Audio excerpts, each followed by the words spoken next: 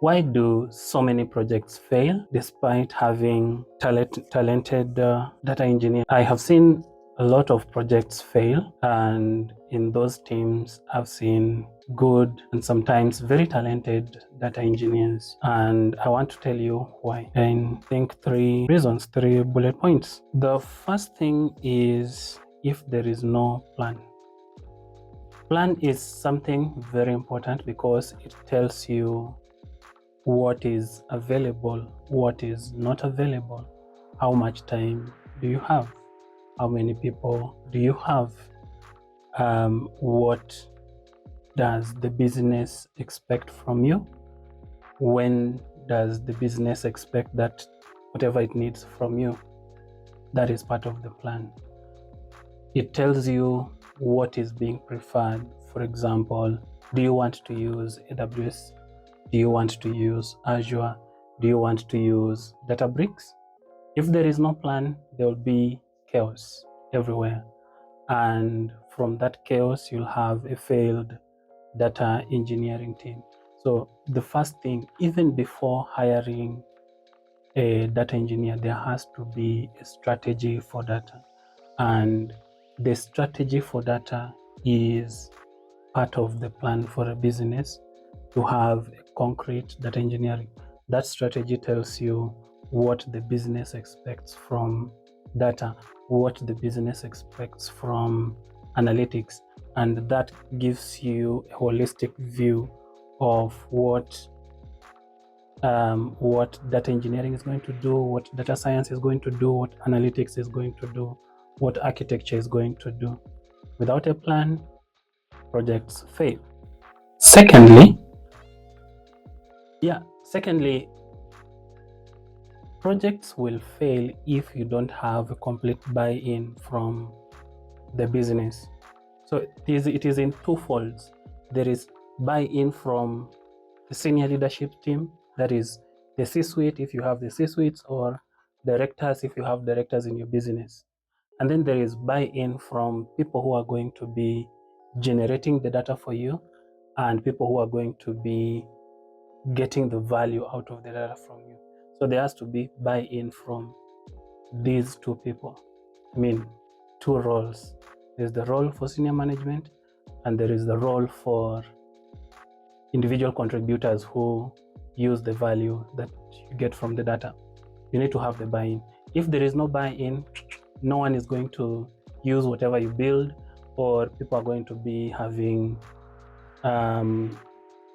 wrangles or fighting your system from here and there, or people are going to vibe code their own solutions from somewhere even though they have no experience.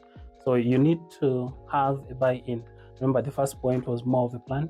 Part of the plan also is to have a buy-in from people, and the best people to start with from the buy-in is the senior leadership, because they're the ones who can enforce whatever strategy that you build.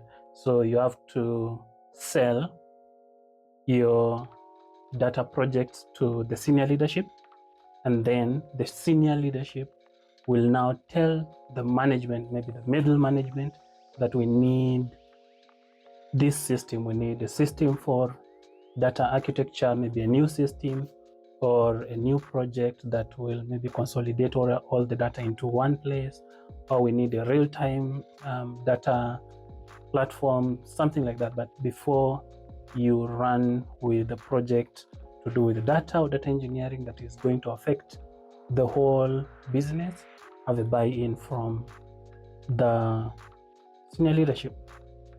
Then, as they're influencing people in the middle management and the individual contributors into the direction that the business is taking with data, you also need to have a buy-in from people who are going to be using that data. So there are people who are going to generate the data.